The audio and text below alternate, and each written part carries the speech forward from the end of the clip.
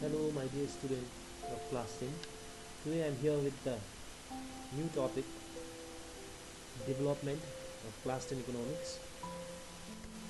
So, the following things that which we have to cover out here are as follows: the development, goals of development, national development, comparison of countries on the basis of development, human development, measuring development, sustainable development. So here we go. What is the meaning of development?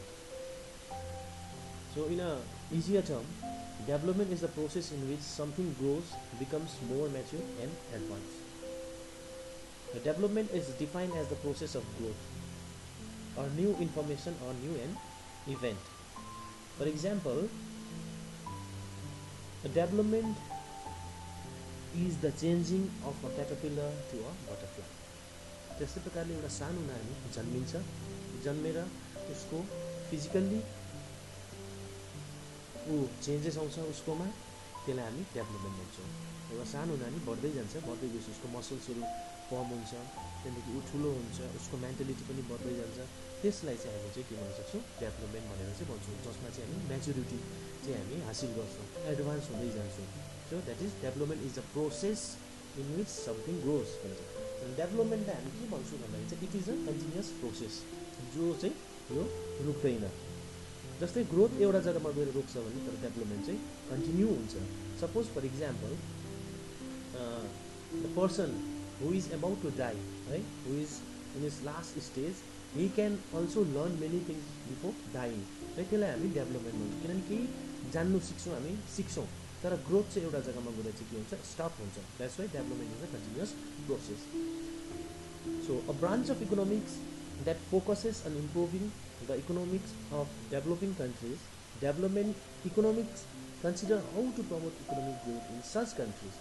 र economic development इकोनोमिक्सले चाहिँ के बताउँछ भन्दाखेरि चाहिँ how to promote economic growth in such countries, है, by improving factors like health, education, working condition, domestic and international policies and market conditions.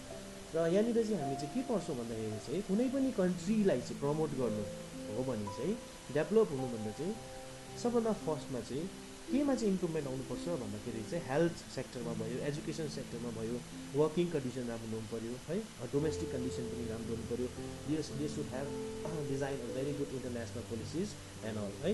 So यो सबै कुराले गर्दाखेरि चाहिँ कुनै पनि एउटा कन्ट्रीको इकोनोमी बढेर जान्छ अनि त्यसले गर्दाखेरि चाहिँ डेभलपमेन्ट अफ इकोनोमिक्स चाहिँ हुन्छ।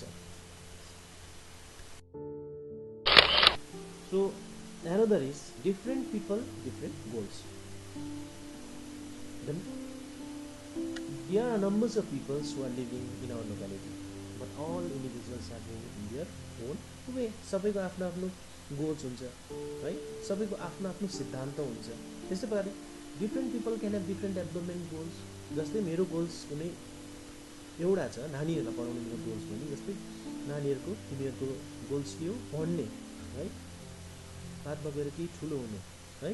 So what may be development for one may not be development for others, it may be destructive for others भनेर चाहिँ भनेको छ। यदि कुनै चिज चाहिँ हाम्रो लागि डेभलपमेन्ट हो भने चाहिँ कसैको लागि चाहिँ त्यो चाहिँ एउटा डिस्ट्रक्सन पनि हुनसक्छ। किन डेभलपमेन्ट चाहिँ के भन्दैछ भन्दाखेरि चाहिँ डिफ्रेन्ट पिपल्स डिफ्रेन्ट गोल्स, सबैको आफ्नो आफ्नो सिद्धान्त हुन्छ, है, सबैले आफ्नो आफ्नो पट्टिबाट आफ्नो आफ्नो प्रकारले सोच्छ र एउटा मान्छेले उसको लागि चाहिँ फलिफाप हुने चिज हो भने चाहिँ त्यो चिज चाहिँ अरू कसैको लागि चाहिँ के हुनसक्छ, डिस्ट्रक्सन हुनसक्छ। So here is the example, the category of person development goal. जस्तै अब हामीले यहाँनिर हेर्दाखेरि चाहिँ so you can look over here, landless rural labourers छ अनि अर्को छ रिच पर्सन छ। So here are the two kinds of people's.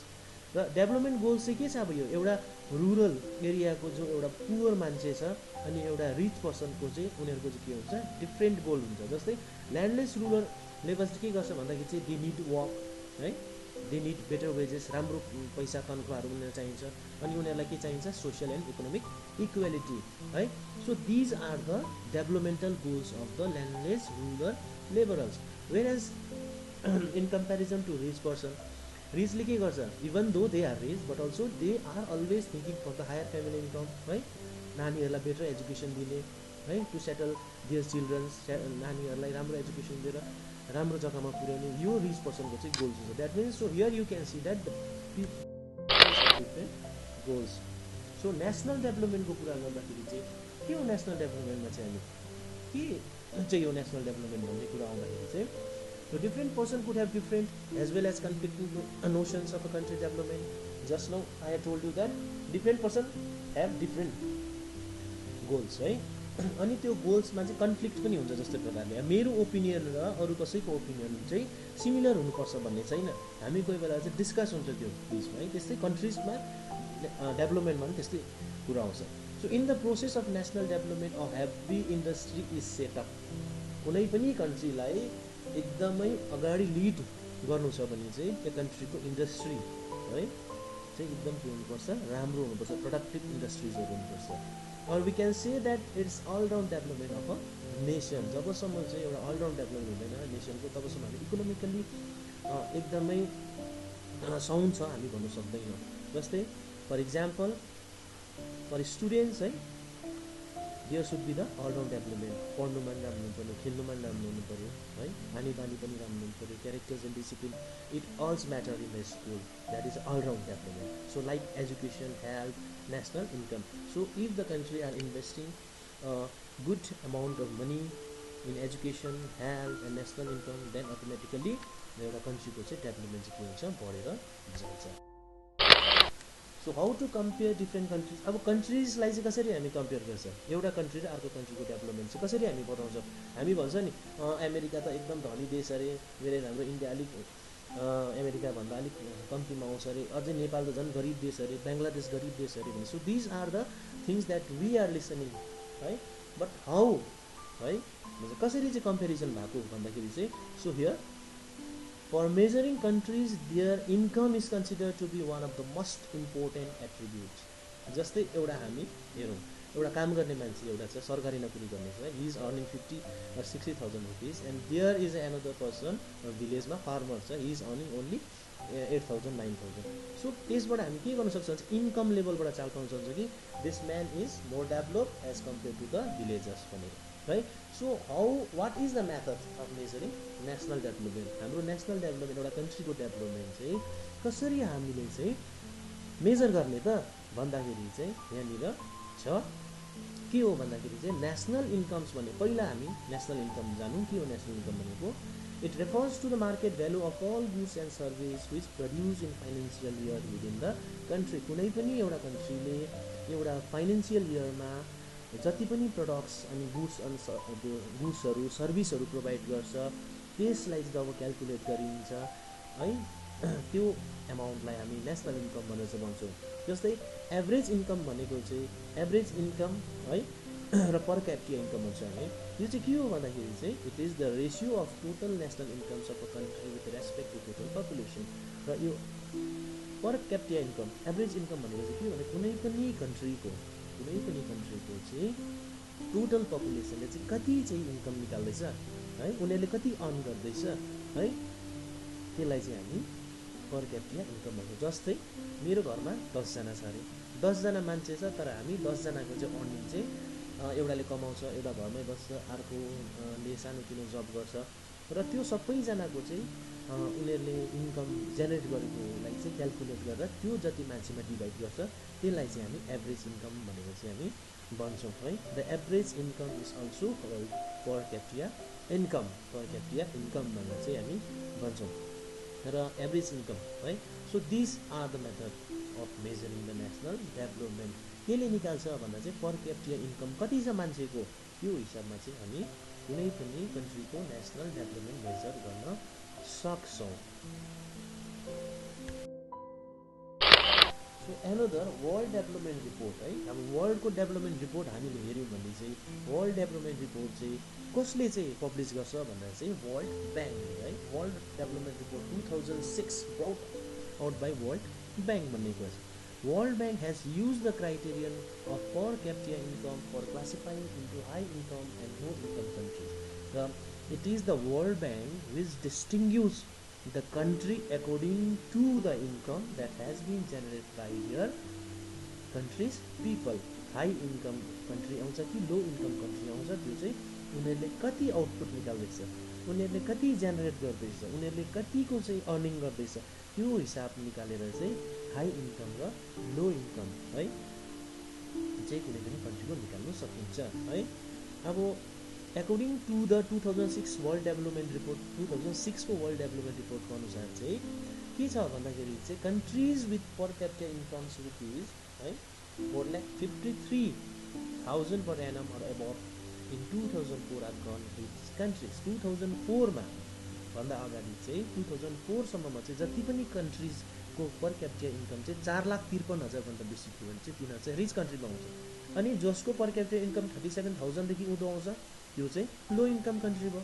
अनि इन्डिया चाहिँ केमा आउँथ्यो भन्दाखेरि चाहिँ लो इन्कम कन्ट्रीमा आउँथ्यो। किन भन्दाखेरि चाहिँ according to 2004 per capita income data है, इन्डियाको चाहिँ 28,000 पर एनम मात्रै थियो per capita income. As this data is quite है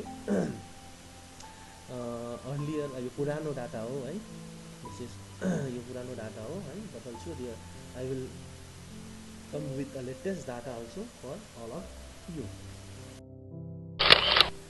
Okay, so here is the limitation of PCI comparison of two countries. So PCI means per capita income. So how the countries used to compare their development or progress. So here you can see a data which is in blue figure, the country X and Y and monthly income of citizens in 2007 in rupees. So here it has been considered two countries are compared out here. So it has written here A and B, actually it is X and Y. So we have assumed that they have only 5 citizens each. Both the countries have identical average income, but country A is more equitable distribution. People are neither very rich nor extremely poor. So here what we can see is that the 5 citizens are divided in 5 categories. So in country X, what you should see is that the first citizen is having 8,500, the second one 9,500, and likewise. So what we see out here is that all the income that has been generated by the citizens of country X are similar. It means बराबरी नै हामी यहाँनिर देख्दैछौँ. So that means हामी के भन्न सक्छौँ भन्दाखेरि चाहिँ most citizen in country A मा चाहिँ के छ भन्दा country X मा चाहिँ के छ भन्दाखेरि चाहिँ they are rich, right, not poor. So what we can see out here in another figure, that is country Y. In one, the first citizen 500, second 500, third 500, fourth 500, and 5 is 43,000, and per capita income is 9,000. र यहाँबाट चाहिँ हामी के बुझ्छौँ भन्दाखेरि जस्तो 5 जना सिटिजन्समा 4 जनाले चाहिँ 500 रुपियाँ कमाउँदैछ भने चाहिँ एकजनाले मात्रै 40,000 कमाउँदैछ। र यसमा चाहिँ के चाहिँ हामीले डिफ्रेन्सिएट के डिस्पेरिटी देख्छौँ भन्दाखेरि चाहिँ that only the citizen which is in the number 5 is very rich and remaining are very poor, right? Hence, while average income is usual for comparison, it does not tell us how this income is distributed among people. र भन्नु चाहिँ के खोजेको भन्दाखेरि चाहिँ there are many people who are very rich in country, some of the country, but उनीहरू पनि count हुँदाखेरि चाहिँ सबैमा आउँछ। फर इक्जाम्पल हाम्रो इन्डियामा रतन टाटा, मुकेश अम्बानी है, so they are very rich है, but when the per capita income of the country है चाहिँ निकालिन्छ त्यति बेला चाहिँ उनीहरूलाई पनि त्यही क्याटेगोरीमा हालिन्छ है। रिच उनीहरू एकदमै रिच यो एकदमै पुअर, उनीहरू रिच छ भन्दैन हाम्रो इन्डिया पनि रिच हुँदैन। So this is how the per capital income of the countries are calculated, अनि यसरी चाहिँ ट्याली पनि गरिन्छ। Okay, here is the next slide, and that is income and human development. how income also play a very important role in the development of the human. अब SDR भन्ने बित्तिकै Human Development Report, right, published by UNDP भनेको छ, right, compares countries based on educational level of the people, their health status and per capita income. र SDR ले, right, SDR published by UNDP, जुन UNDP ले चाहिँ जुन human development report चाहिँ निकालेको छ, त्यो चाहिँ के को आधारमा निकालेको छ भन्दाखेरि चाहिँ कुनै पनि कन्ट्रीको एजुकेसनल लेभल र हेल्थ स्ट्याटस अनि उनीहरूको पर क्यापिटल इन्कम हेरेर चाहिँ कुनै पनि कन्ट्रीलाई चाहिँ रेटिङ्स आउँछ है, डेभलपमेन्ट कति छ यो कन्ट्री भनेर। अब एचडिआई ह्युमन डेभलपमेन्ट इन्डिकेटर्समा अब जस्तै के आउँछ भन्दाखेरि चाहिँ इन्डिकेटर्सहरू के हो, कसरी चाहिँ अब कुनै पनि कन्ट्रिजको डेभलपमेन्टको बेसिस रहन्छ भन्दाखेरि चाहिँ इन्फेन्ट मोर्टालिटी रेट। अब यसले के गर्छ भन्दाखेरि चाहिँ it indicates the number of children that die before the age of 1 year as a proportion of 1000 years। भने चाहिँ 1 वर्षभन्दा अगाडि चाहिँ 100 जना बाँचेकोमा कतिजना मर्यो भन्ने चाहिँ इन्फेन्ट मोर्टालिटी रेटमा आउँछ, यो जियोग्राफीमा नि पर्छ। त्यस्तै पाराले लिट्रेसी रेट, अब it measures the proportion of literate population in the 7 and above age group.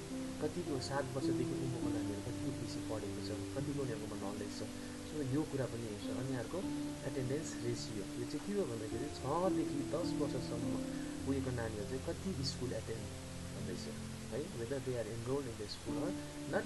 And number 4 is sex ratio, it is the total number of female per thousands of male.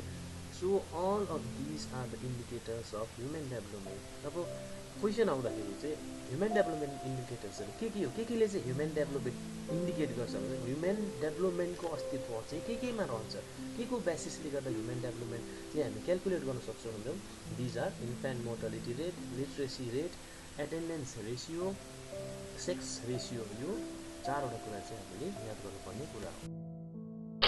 So now there is another one is life expectancy, right?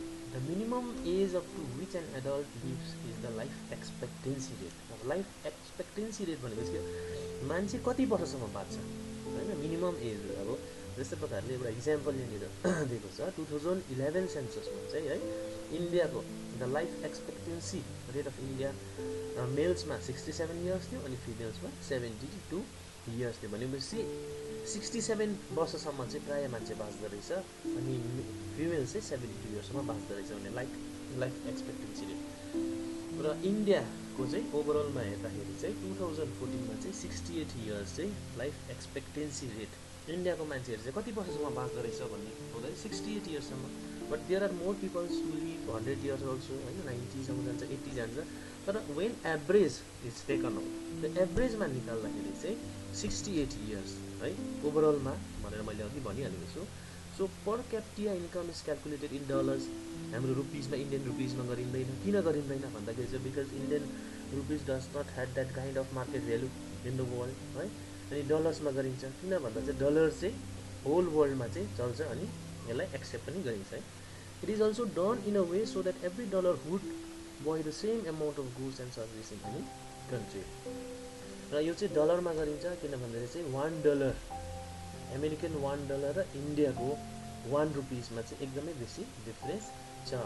झन्डै अमेरिकाको $1 चाहिँ इन्डियाको झन्डै more than 70 rupees छ। So this is how the per capita income is calculated in a country. And now comparison of India with its neighbor and one development on the basis of income and other criteria। अब how India लाई चाहिँ अरू कन्ट्रीसँग चाहिँ कसरी चाहिँ अब compare गरिन्छ भन्दाखेरि चाहिँ you can look over here. र हामीले चाहिँ डेभलपमेन्टमा एचडिआई ह्युमन डेभलपमेन्ट इन्डेक्समा हेऱ्यो भने चाहिँ नर्वेलाई चाहिँ नम्बर 1मा पाउँछौँ है।